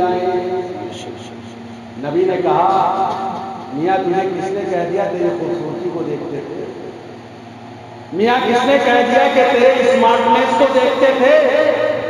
ارے کس نے کہہ دیا کہ تو بیوٹیفل ہے اس لیے میں تجھے دیکھتا ہوں؟ جب تو آتا تھا تیرے چہرے پہ داڑھی کے صرف 2 بال تھے، لمبے لمبے تھے، اس 2 بال کو 2 فرشتے پکڑ کر جھولتے تھے، کھیلتے تھے، ان کے کھیلنے کو دیکھ کر مجھے مزہ آتا تھا، تو نے اسے ہی کاٹ دیا۔ کیا بات کہی ہے، کیا بات کہی ہے۔ نبی کی محبت یہ تھوڑی ہے داڑھی چھیلو، دمدم کا ہوائی اڈا بنائیں گے اس کو، کیا کون سا رن وے بنائیں گے اس کو؟ نبی کی محبت تو یہ ہے کہ سرکار دو عالم صلی اللہ علیہ وسلم نے زندگی میں ایک بار قبرستان جا کر مردوں کے لیے مغفرت کی دعا مانگی تو امت نے کھڑے ہو کر یہ کہا کہ ہم قبرستان جائیں گے اور جا کر اپنے مردوں کے لیے مغفرت کی دعا مانگیں گے۔ نبی نے پانی کو بیٹھ کر پیا تو میں بھی بیٹھ کر پیوں گا، نبی نے کھانے کو چبا کر کھایا تو میں بھی چبا کر کھاؤں گا، نبی نے حرام مال کو ہاتھ نہیں لگایا تو ہم بھی حرام کو ہاتھ نہیں لگائیں گے، نبی نے غیبت سے منع کیا ہم غیبت نہیں کریں گے۔ بات سمجھ میں آ رہی ہے؟ نبی کی محبت اسے کہتے ہیں۔ ایک طرف کلیجہ پیٹ کر نبی کے محبت کا دم بڑھے، دوسری طرف اذان ہو تو شیطان کی طرح مسجد کے خلاف آگے نہیں چلے۔ یہ ایمان خدا کو گوارا نہیں۔ اگر اللہ کے رسول سے محبت ہے تو حضرت علی کا وہ انداز سیکھنا ہوگا کہ اذان کے بعد رک جاؤ، خدا کے نام کا اعلان ہے، خدا کے نام کا اعلان ہے، اللہ اکبر کی صدا ہے۔ اگر کچھ نہیں ہوتا تو اپنے دل کو مسجد کی طرف تو لے جاؤ، اگر حضرت علی کی طرح کانپ نہیں سکتے رک تو جاؤ، اگر حضرت علی کی طرح تمہارا چہرہ سرخ نہیں ہو سکتا تو کم سے کم قدم کو مسجد کی طرف بڑھا تو لے کہ کون پکار رہا۔ ایک معمولی لیڈر آ جائے اور وہ کہے مسلم بھائی دوڑ جاتے ہیں، ایک ایم ایل اے آ جائے معلوم ہے اس کا چرتر کیسا، معلوم ہے کریکٹر لیس ہے، لیکن بلائے دوڑ جاتے، کہے ایم ایل اے، منتری دوڑتے ہیں کہ دوڑتے، ایس ڈی او صاحب۔ اگر دنیا کی وجاہت والے لوگ، دنیا کی حکومت والے لوگ آپ کو بلاتے ہیں آپ لپک کر جاتے ہیں تو دنیا بنانے والا مالک اگر بلائے تو کیسے جانا جاتا ہے؟ بات سمجھ میں آ رہی ہے؟ دل مطمئن چاہیے، دل مطمئن چاہیے دل بنانے کے لیے، دل مطمئن چاہیے دل سجانے کے لیے۔ قرآن کی آیت میں نے پڑھی وَاعْتَصِمُوا بِحَبْلِ اللَّهِ جَمِيعًا وَلَا تَفَرَّقُوا، قرآن کا روزانہ تقریریں ہوتی ہیں، علماء اپنی بات کہتے ہیں چلے جاتے ہیں، کچھ لوگ کہتے ہیں بڑے اچھے مولانا کے خوب اچھا اچھا۔ میرے بھائی کمال یہ نہیں کہ انہوں نے اچھا کہا ہے، کمال تو یہ ہے کہ ان کے کہی گئی باتوں میں سے کسی ایک موتی کو اٹھا کر اپنے دامن کا حصہ بنا لیجیے تو یقین مانیے جنت آپ کا مقدر ہے، یقین مانیے کہ جنت آپ کا مقدر ہے۔ یہ قرآن کی زبان ہے، وَاعْتَصِمُوا بِحَبْلِ اللَّهِ جَمِيعًا وَلَا تَفَرَّقُوا، تھام لو اللہ کی رسی کو پکڑ لو، اللہ کی رسی کو مضبوطی کے ساتھ اکٹھے ہو کر، کیا کہا؟ اللہ کی رسی کو تھام لو مضبوطی کے ساتھ۔ اعتصام کہتے ہیں زور سے پکڑنا، کہ ٹس سے مس نہیں ہو، ایسا نہیں کہ ڈھیلا پکڑا عذاب ہوئی تو پھسل، روزہ کے ٹائم آیا تو اور پھسل گیا، زکات کا معاملہ آیا تو اور پھسل گیا، اور نعرے تکبیر کا معاملہ آیا دنیا کو۔ کون سا ایمان؟ کون سا ایمان ہے؟ اللہ کی رسی کو پکڑنے والا وہ ہے جو نماز کے لیے بھی مضبوطی سے پکڑے، روزے کے لیے بھی مضبوطی سے پکڑے، قرآن کے لیے بھی مضبوطی سے پکڑے، تلاوت کے لیے بھی مضبوطی سے پکڑے، والدین کی فرما برداری کرنے کے لیے بھی مضبوطی سے پکڑے، مسلمانوں کے دلوں کو جوڑنے کے لیے بھی مضبوطی سے پکڑے۔ سارے کام میں ٹائے ٹائے پیش اللہ کے رسول کی محبت کا دعویٰ جھوٹا دعویٰ، غلط دعویٰ ہے، ایمان کے منافی دعویٰ ہے۔ یاد رکھیے اللہ کے نبی صلی اللہ علیہ وسلم کی زندگی کے اندر کچھ لوگوں نے مل کر اللہ کے نبی صلی اللہ علیہ وسلم کے مشن کو توڑنے کے لیے ایک میٹنگ کی۔ اللہ کے نبی کو پتا چلا کہ دین الہی کے تشریح کے لیے، دین الہی کے اشاعت کے لیے، لوگوں کو اللہ کی طرف بلانے کے لیے جو کوشش کی جا رہی ہے اس میں رخنا ڈالنے کی تیاری چل رہی ہے۔ جب یہ میٹنگ ہوئی پتا چلا اللہ کے نبی نے کارروائی کی، لوگوں کو ایسا لگا کہ اگر ہم نے جھک کر میٹنگ کی، اللہ کے نبی کو پتا چلا تو اللہ کے نبی ہمارے اوپر لوگوں کو بھیج کر سرزنش کریں گے۔ ان لوگوں نے ایک حل نکالا۔ کیا؟ ایک حل نکالا، نماز پڑھنے کے لیے ایک جگہ بنا اور کہا کہ یہ نماز پڑھنے کی جگہ ہے۔ اب جب ہم کہیں گے کہ یہ نماز پڑھنے کی جگہ ہے تو مسلمان کیا کہیں گے؟ بھائی اللہ کی عبادت کی جگہ، اللہ کی عبادت کرنے دو۔ لیکن وہ لوگ وہاں نماز کے نام پہ میٹنگ شروع کر، اب لوگوں کا دھیان نہیں جا رہا، نماز کے وقت میں جا رہے ہیں میٹنگ کر کے نکل رہے ہیں۔ لوگ یہ سمجھ رہے ہیں کہ یہاں تو نماز ہو رہی ہے، لیکن وہاں اسلام کے خلاف سازش چل رہی ہے۔ اللہ کے نبی کو آخرکار پتا چلا، اللہ کے نبی نے کہا صحابیوں جاؤ، نماز پڑھنے کی جگہ پہ نماز پڑھی جاتی ہے، لیکن نماز پڑھنے کے نام پر فتنہ پھیلانے کی کوشش کی گئی تو اسے مسجد نہیں کہتے ہیں، منافقت کا گھر کہتے ہیں۔ بھاگو۔ آپ اندازہ لگائیں کہ سرکار دو عالم صلی اللہ علیہ وسلم ایمان کے معاملے میں اپنے صحابہ کو کس طرح تعلیم دیتے ہیں۔ حضرت اسامہ بن زید رضی اللہ تعالیٰ عنہ کو مدینے میں حکم ہوا کہ جوہینہ کے ایک قبیلے کے گاؤں میں جس کا نام حرقہ ہے، وہاں کچھ لوگ سرکشی کر رہے ہیں، ایمان کے خلاف کام کر رہے ہیں، کفر و شرک میں پڑے ہوئے ہیں، انہیں بار بار دعوت دی جا رہی ہے، وہ نہیں مان رہے ہیں، جا کر ان کی اصلاح کرو۔ حضرت اسامہ بن زید جاتے ہیں، ایک جماعت کو لے کر جاتے ہیں، فجر کے بعد ان پر حملہ ہوتا ہے اور یہ لوگ کامیاب ہوتے ہیں۔ اس میں سے ایک آدمی نکل کر بھاگنے لگتا ہے، حضرت اسامہ بن زید اور ایک انصاری صحابی مل کر اسے تھام لیتے ہیں، پکڑ لیتے ہیں۔ جیسے ہی اسے پکڑتے ہیں وہ اپنی زبان سے کہتا ہے لا الہ الا اللہ، اپنی زبان سے کہتا ہے لا الہ الا اللہ۔ انصاری صحابی چھوڑ دیتے ہیں، لیکن اسامہ بن زید کو غصہ آتا ہے کہ جب ہم نے اسے قتل کرنے کو پکڑا تو یہ کلمہ پڑھنے لگا، گردن اڑا۔ اللہ کے نبی کو پتہ چلا، حضرت اسامہ بن زید جب واپس آتے ہیں اللہ کے نبی صلی اللہ علیہ وسلم سے فرماتے ہیں کہ اے اسامہ، تو نے جب وہاں حملہ کیا تو ایک شخص ایسا ہی تھا کہ جب تو نے اس کو پکڑا تو اس نے کلمہ پڑھا تھا۔ حضرت اسامہ بن زید رضی اللہ تعالیٰ عنہ کہتے ہیں کہ ہاں اللہ کے نبی اس نے کلمہ تو پڑھا تھا لیکن پہلے نہیں پڑھا، جب ہم نے ان کو پکڑا مارنے کے لیے، چونکہ وہ بات نہیں مان رہے تھے، ہم پہ حملہ آور تھے، اور ایسی پوزیشن میں جب ہم نے ان پہ قابو پا لیا تو ڈر سے اس نے ہیلے کے طور پر، بہانے کے طور پر کلمہ پڑھا ہے، اور ایسی صورت کے اندر کیسے نہ میں قتل کرتا، اس لیے کہ اس نے دل سے کلمہ نہیں پڑھا تھا۔ وقال النبی صلی اللہ علیہ وسلم اقتلتہ بعدما قال لا الہ الا اللہ یا اسامہ، اس کے بعد بھی تو نے اسے قتل کر دیا اے اسامہ جبکہ اس نے لا الہ الا اللہ کہا۔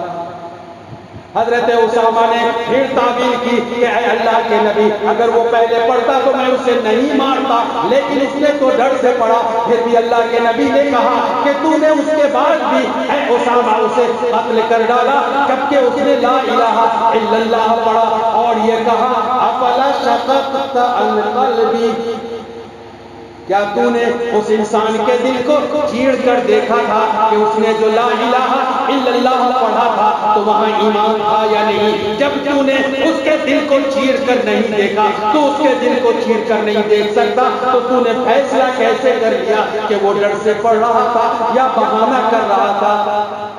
فقتلته بعدما قال لا الہ الا اللہ ویکرر، اللہ کے نبی اس جملے کو کہتے رہے اور بار بار کہتے رہے کہ تو نے اس کے دل کو چیڑا نہیں، تو اس کے دل کو چیڑ سکتا نہیں، تو اس کے دل کو پڑھ سکتا نہیں، تیرے پاس موقع تھا جب اس نے لا الہ الا اللہ پڑھا تھا، تو اس کے ایمان کو تولنے والا کون ہوتا ہے؟ تو نے اس کے بعد بھی اسے قتل کر دیا۔ اللہ کے نبی نے اتنی بار کہا کہ حضرت اسامہ بن زید کو ایسا لگنے لگا کہ کاش میں آج مومن نہ ہوتا اور یہ عمل ایمان کی حالت میں نہ ہوتا تو میں گناہگار نہ ہوتا۔ اور ہم ایک دوسرے کو دیکھ کر کے کفر کا فتویٰ ٹوکری میں بانٹتے ہیں۔ کیا کرتے ہیں؟ کفر کا فتویٰ ٹوکری میں بانٹتے ہیں۔ اللہ کے نبی نے کہہ دیا کہ جو کلمہ طیبہ پڑھتا ہے، اللہ میں ایمان رکھتا ہے، رسول اللہ میں ایمان رکھتا ہے، اس کی تعلیم کو مانتا ہے، غیب پہ ایمان رکھتا ہے، کتابوں کو سچ مانتا ہے، نبیوں پہ ایمان رکھتا ہے، حشر کے میدان میں ایمان رکھتا ہے، موت پہ ایمان رکھتا ہے، زندگی پہ ایمان رکھتا ہے، قیامت کے دن پہ ایمان رکھتا ہے، وہ مومن ہے، وہ مومن ہے، وہ مومن ہے۔ یہ حق کسے دے دیا کسی نے کہ لوگوں کو خود کافر کہے، خود نماز نہ پڑھے، لوگوں کو کافر کہے، خود روزہ نہ رکھے، خود شراب پیے، دوسرے کو پاجی کہے۔ میرے بھائی،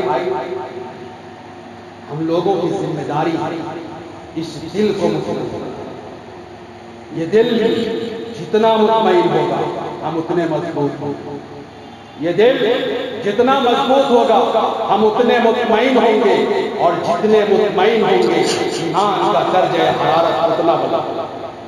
حضرت جنید بغدادی رضی اللہ تعالیٰ عنہ کا واقعہ سنا۔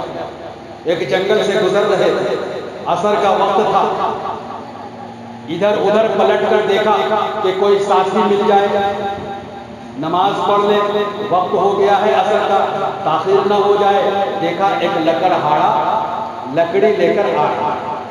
حضرت جنید بغدادی رحمۃ اللہ علیہ نے کہا کہ بھائی السلام علیکم۔ وعلیکم السلام۔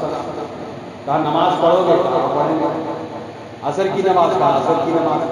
آ جاؤ پڑھ لیتے ہیں۔ آ گئے۔ تو حضرت جنید بغدادی رضی اللہ تعالیٰ عنہ نے محبت میں کہا کہ نماز آپ پڑھا دیجیے۔ انہوں نے کہا پڑھا دیتے ہیں۔ حضرت جنید بغدادی کو بڑا عجیب لگا کہ میں دیکھنے میں آیا، مجھے دیکھ کر لوگ یہ سمجھ سکتے تھے، میں نے انہیں محبت سے کہا یہ امامت کے لیے آگے بڑھ گیا، اچھا چلو پڑھنے دو عصر کی نماز۔ عصر کی نماز کا مطلب کیا ہے؟ اس میں تلاوت خاموشی سے کر رہی ہے، چلو پڑھا۔ اب وہ بندہ کہا اللہ اکبر۔ حضرت جنید بغدادی نے ادھر کہا اللہ اکبر، چونکہ ابتدا کر چکے تھے، عصر کی 4 رکعت اور عصر کی 4 رکعت کے بعد مغرب کا وقت، پہلے ہی وہ ادھر ادھر آدمی کھوج رہے تھے، وقت نکل رہا تھا، اب اللہ اکبر ہو گیا۔ اب حضرت جنید بغدادی بغل میں اتنے بڑے ولی کامل جو شیر پہ بیٹھ کے جنگل سے گھر آیا کرتے تھے، اب وہ کھڑے ہیں، یہ اللہ اکبر، اب اللہ اکبر سے آگے بڑھ نہیں رہے ہیں۔ حضرت جنید بغدادی انتظار میں ہیں کہ کچھ تو آگے بڑھے گا اللہ کا بندہ، وہ بڑھے نہیں رہے ہیں۔ بڑی دیر کے بعد انہوں نے کہا اللہ اکبر۔ حضرت جنید بغدادی کو کہا لگتا ہے یہ جاگ گیا ہے، رکوع میں چلے چلے۔ اب رکوع میں گئے تو اٹھ نہیں رہے، پھر حضرت جنید بغدادی کو پریشانی، اب یہ اٹھ نہیں رہا ہے، ادھر وقت نکل جا رہا ہے، سورج اگر ڈوب گیا نماز کا وقت نکل جائے گا۔ بڑی دیر کے بعد سمیع اللہ لمن حمدہ، حضرت جنید بغدادی کو غصہ آیا، ابھی پہلی رکعت پوری نہیں ہوئی، 4 رکعت، اصل میں کتنی رکعت؟ کتنی رکعت ہے؟ ارے 4 رکعت ہے، 8 رکعت ہے؟ معلوم نہیں ہے، کچھ لوگ 8 رکعت بھی پڑھتے ہیں، ہاں معلوم ہے؟ کہاں دیکھے ہو؟ ارے 4 رکعت سنت، 4 رکعت فرض۔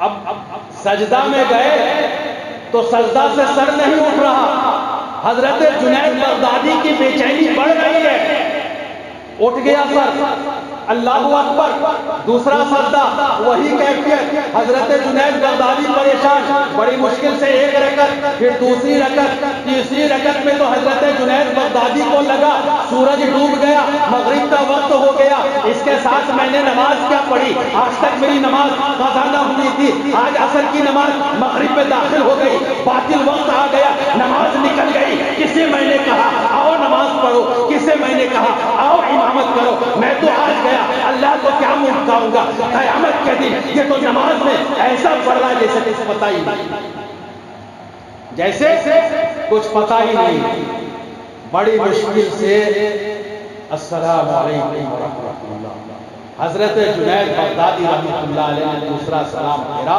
اور کہا ارے اللہ کے بندے، سورج کو بھی تو دیکھا ہوتا، سورج کو بھی تو دیکھا ہوتا، عصر کی نماز تھی، مغرب کا وقت آ گیا، اتنا لمبا رکوع، اتنا لمبا سجدہ، یہ لکڑہارا سر پہ لکڑی لے کر آ رہا تھا جلاون کے لیے، ایسے پلٹ کر دیکھتا ہے حضرت جنید بغدادی کو، اوپر سے نیچے دیکھ کر کہتا ہے مولانا صاحب غصہ مت ہوئیے، جنید بغدادی کو اور غصہ ہے، ایک تو غلطی کرتا ہے، مجھ کو مولانا بھی سمجھتا ہے اور مسئلہ بھی سمجھاتا ہے،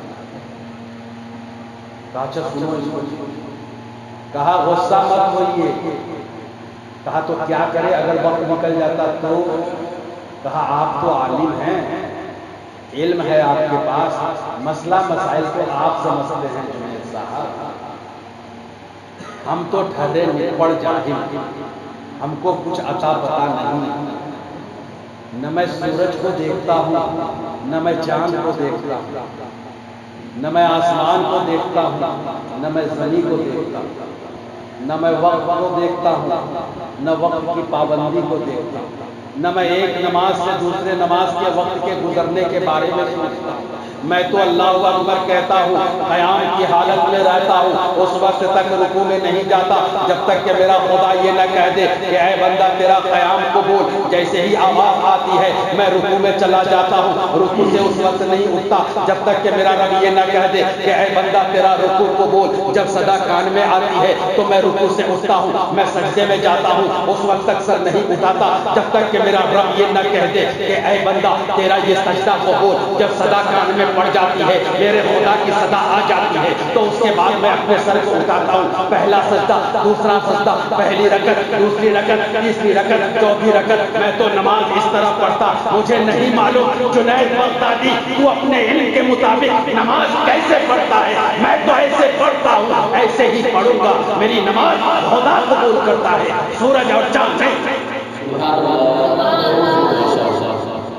حضرت جنید بغدادی نے ہاتھ پکڑا، کہا حضور معاف کیجیے گا، میں نے تو سمجھا کہ میں عالم دین ہوں، اللہ کا ولی ہوں، آپ تو اللہ کے اصل دوست ہو، میرے لیے دعا میرے لیے دعا فرمائیے، نماز پڑھ رہے ہیں، قرآن کی تلاوت کر رہے ہیں، روزے رکھ رہے ہیں، نفل میں سر لگا ہوا ہے، صدقہ و خیرات کر رہے ہیں، لوگوں کی شادی کرا رہے ہیں، سبوں کے ساتھ بڑے پیار سے پیش آ رہے ہیں، سبوں کا خیال رکھ رہے ہیں، اپنی دولت کو غریبوں میں لٹا رہے ہیں، زکات دے رہے ہیں، حج پہ جا رہے ہیں، اور پورے گاؤں کے اندر حاجی نمازی غازی کہلا رہے ہیں، کوئی گناہ نہیں، کوئی برائی نہیں، کسی طرح کا کوئی توبہ کا مسئلہ نہیں، اپنے گھر میں اچھے، اپنے باہر اچھے، ساری چیزیں اچھی ہیں، لیکن یاد رکھیے آپ کا ایمان، آپ کی نماز، آپ کی تلاوت اور آپ کی ساری عبادت، حج ہو، زکات ہو،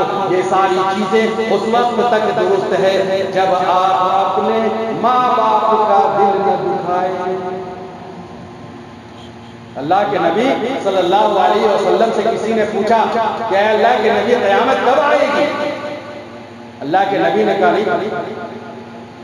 صحابی نے کہا کچھ تو بتائیں، کوئی علامت تو بتائیں، کوئی نشانی تو بتائیں، کوئی ایسی پوائنٹ تو بتا دے جسے دیکھ کر ہم سمجھ جائیں، آنے والے نسل کو پتہ چل جائے کہ قیامت کب آنے والی ہے۔ اللہ کے نبی نے کہا کہ قیامت کا وقت اللہ کو معلوم ہے، مجھے نہیں معلوم، لیکن میں نشانی بتا سکتا ہوں کہ جب جننے والی ماں کو اس کے کوکھ سے نکلنے والے بچے گالیاں دینے لگے تو یقین کر لینا قیامت۔ اللہ، جب ماں کو گالی، باپ کو برا کیا، کہاں سے ہمارا دل، کہاں سے قلب سلیم بنے، کہاں سے ہم اپنے دل کو آباد کر پائیں گے؟ قرآن نے کہا فَلَا تَقُلْ لَهُمَا أُفٍّ، اپنے ماں باپ کو اف نہ کہو، وَقُولَا قَوْلًا كَرِيمًا، اور ان دونوں کے ساتھ بڑے پیار سے نرمی سے بات کرو۔ قرآن نے کہا، نبی نے فرمایا کہ اگر میری ماں ہوتی اور میں عشاء کی نماز میں کھڑا ہوتا اور میری ماں کہتی محمد، نماز چھوڑ کر اپنے ماں کے لیے لبیک کہتا ہوتا ہے۔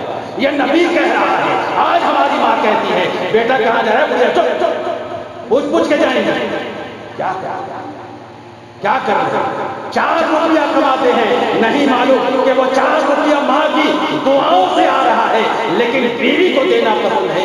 ماں کے لیے دوا نہیں لا سکتے، چشمہ نہیں لا سکتے، کپڑا نہیں لا سکتے، کیا لے کر جائیں گے؟ کیا لے کر جائیں گے؟ کفن کا ایک ٹکڑا جائے گا تو صرف عمل، کون سا عمل؟ جو دل کو آباد کرنے والا۔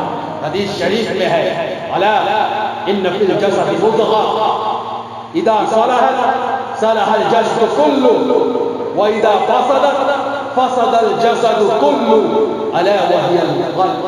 کتنی پیاری بات اللہ کے نبی نے کہا۔ اے لوگوں، اے جسم والے لوگ، اے شریر والے لوگ، اے وہ لوگ جو ہاتھ پاؤں رکھتے ہیں، جو جسم رکھتے ہیں، تیرے اس جسم کے اندر گوشت کا ایک ٹکڑا، گوشت کا ایک لوکھڑا ہے، وہ لوکھڑا اگر تندرست ہے، توانا ہے، فٹ فاٹ ہے، صحت مند ہے، ہیلدی پوزیشن میں ہے، تو تیرا پورا جسم۔ اگر وہ لوکھڑا گڑبڑا گیا، بوسیدہ ہو گیا، ناپاک ہو گیا، زنگ آلود ہو گیا، خراب ہو گیا، ہیلدی پوزیشن میں نہیں رہا، بگڑنے لگا، سڑنے لگا، تو تیرا جسم بیکار ہونے لگے گا۔